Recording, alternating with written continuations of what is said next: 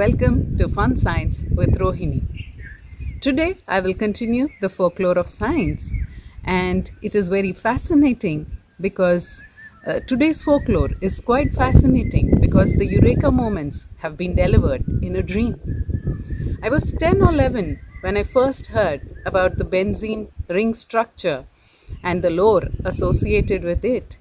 That ever since I have been trying to think of something which is important to me before I go to bed to see if I get that eureka moment.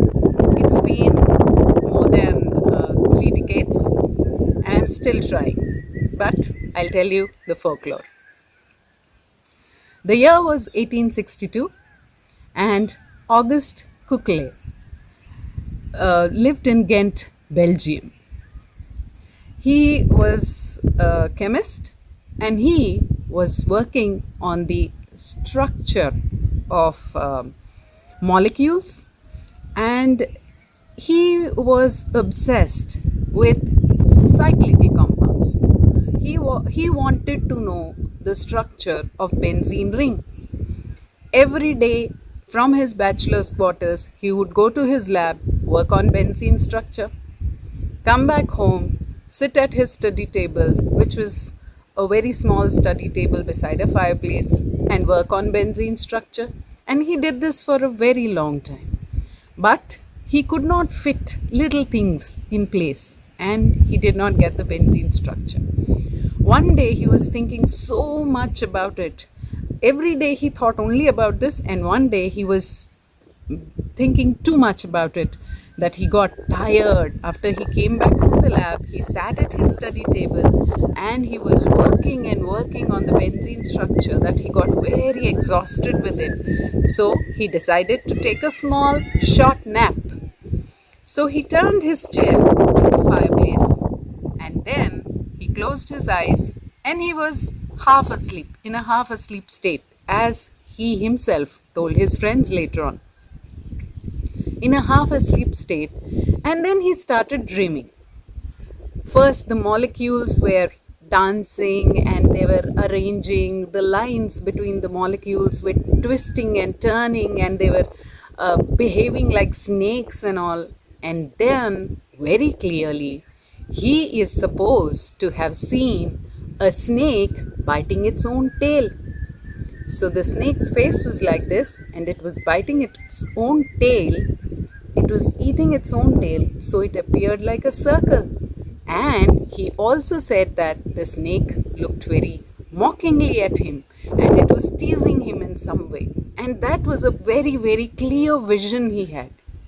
And then when he saw that, immediately it struck to him in his mind, in his subconscious mind, that benzene could be a ring structure and not any other structure. And he got up in a lightning flash from his bed and worked all night long on benzene structure, and he is supposed to have come up with the cyclical structure of benzene. There are very many variations that already somebody had worked out on this, and benzene structure was available, similar compound structures were available, but this is the most fascinating lore associated with benzene structure. And to continue the folklore of science associated with inspirational moments delivered in dreams, we will take the story of Mendeleev. Mendeleev, the man who came up with the periodic table. This is also very fascinating folklore, and many people would connect to it because Mendeleev was trying to work out the periodic table using a deck of cards. Yes, you heard me right, a deck of cards. But his cards were slightly different.